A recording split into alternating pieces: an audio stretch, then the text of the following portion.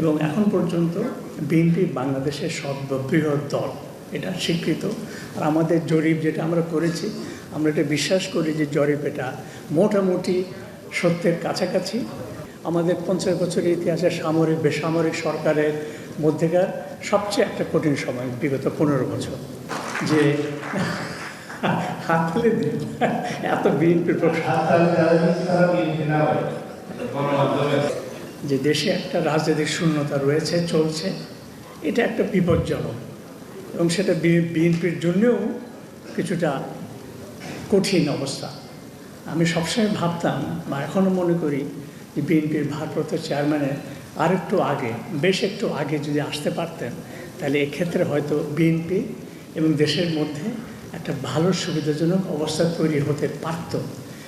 ওনার অনুপস্থিতিটা কিছুটা আপনাদের জন্য প্রশ্ন তৈরি করেছে, কিছু নানা রকম বিভ্রান্তি তৈরি হওয়ার সুযোগ হয়েছে, সেটা একটা আপনাদের জন্য নেতিবাচক হিসেবে দাঁড়িয়ে গেছে।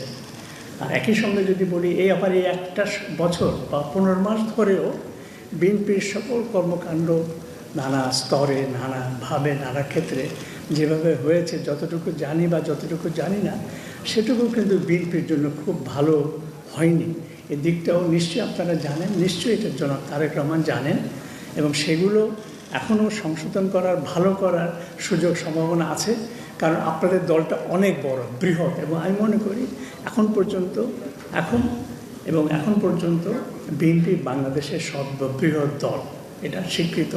আর আমাদের জরিপ যেটা আমরা করেছি, আমরা এটা বিশ্বাস করি যে জরিপ এটা মোটামুটি সত্যের কাছাকাছি বা মানুষের চিন্তা জগতের কাছাকাছি।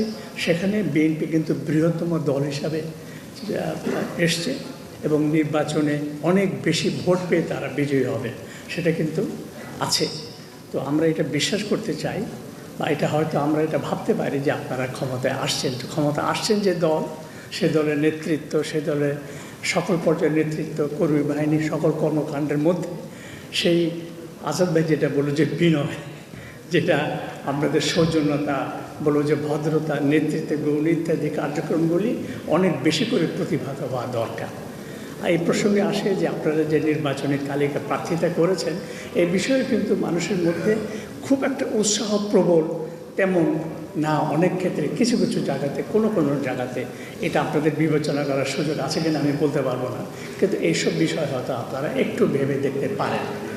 এইভাবে যদি আমি দেখি, তাহলে আমি আশা করব, এত বড় করে আপনারা সবার ডেকে আমাদেরকে আমন্ত্রণ জানিয়েছেন, খুবই ভালো উদ্যোগ, এবং আমাদের এখানে অনেক ভালো আলোচনা হয়েছে। আর এটা সবচেয়ে ভালো হলো যে এটা কেউ বলতে পারবে না যে বিএনপি পন্থী সাংবাদিকদের সমাবেশ হয়েছে, বা শরীফ ভাই তার পুরনো পছন্দ লোকদের এখানে উপস্থিত করেছেন। শরীফ ভাই করেন নাই, আমি ওনার একটা দীর্ঘ সময় ভক্ত মানুষ হিসেবে বলি যে সবাই যে এখানে উপস্থিত করেছেন, এটা একটা বড় শক্তি, আপনাদের বড় সফলতা।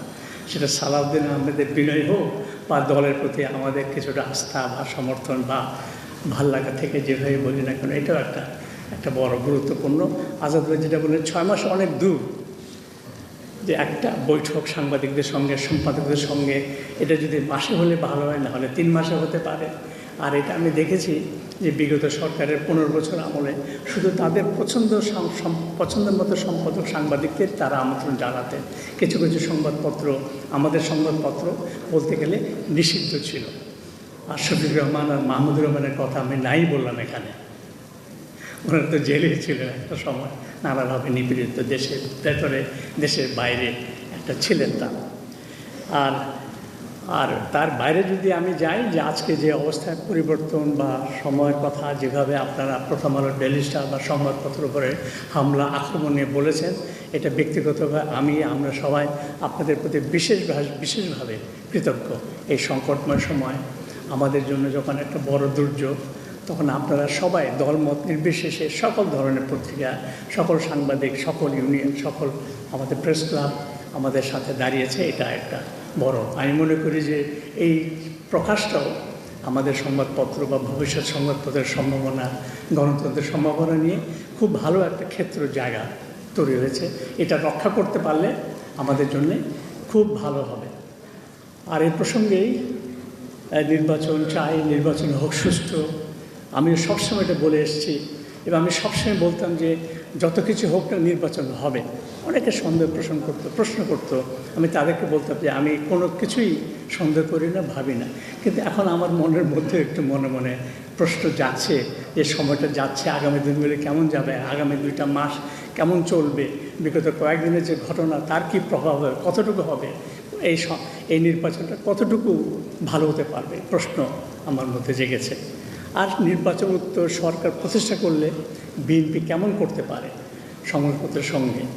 আমাদের অভিজ্ঞতায় বিগত 50 দশকে আসলে কোনো সরকার আমলে সংবাদপত্র শিল্প নানা কারণে খুব ভালো থাকতে পারেনি, নানা রকম সমস্যার মধ্যে দিয়ে গেছে। তার মধ্যে আমি পার্থক্য করতে চাই বিগত 15-16 বছর বিগত স্বৈরাচারী সরকারের আমলে সবচেয়ে বেশি নিপীড়ন, চাপ, ভয়, ভীতির মধ্যে দিয়ে সংবাদপত্রকে যেতে হয়েছে, আমাদেরকেও যেতে হয়েছে। কারো কারো ক্ষেত্রে এটা ভয়ঙ্কর রূপ ধারণ করেছে।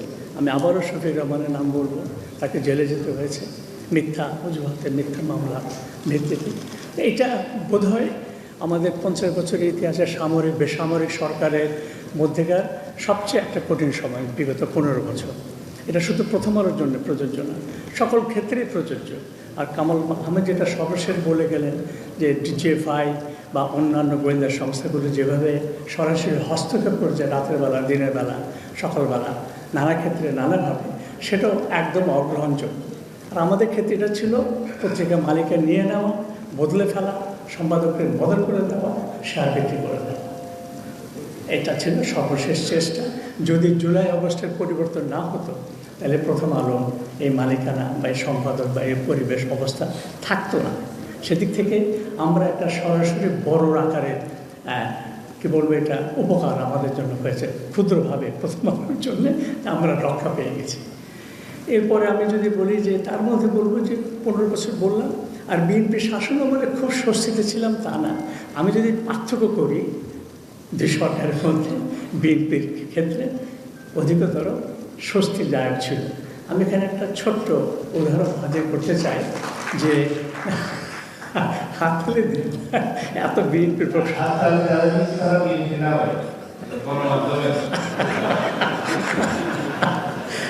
কথা নাকি শোনেন, সেটা হচ্ছে যখন শেখ হাসিনা 2096 সালে ক্ষমতা আসলো, তার কিছুদিন পরে কিন্তু ছাত্রলীগের দৌরাত্ম প্রচণ্ড বেড়ে গেল সারা দেশে, সর্বত্র, ঢাকা বিশ্ববিদ্যালয়ে তছনছ। আমরা লিখলাম প্রধানমন্ত্রী ছাত্রলীগের সামলা। উনি প্রচণ্ড খেপে গেলেন, প্রকাশ্য জনসভায় গালমন্দ করলেন, কিন্তু ছাত্রলীগের দৌরাত্ম চলতেই থাকবে। পরে লিখলাম প্রধানমন্ত্রী শেখ হাসিনা ছাত্রলীগকে সামলাতে পারলেন না, শেষ।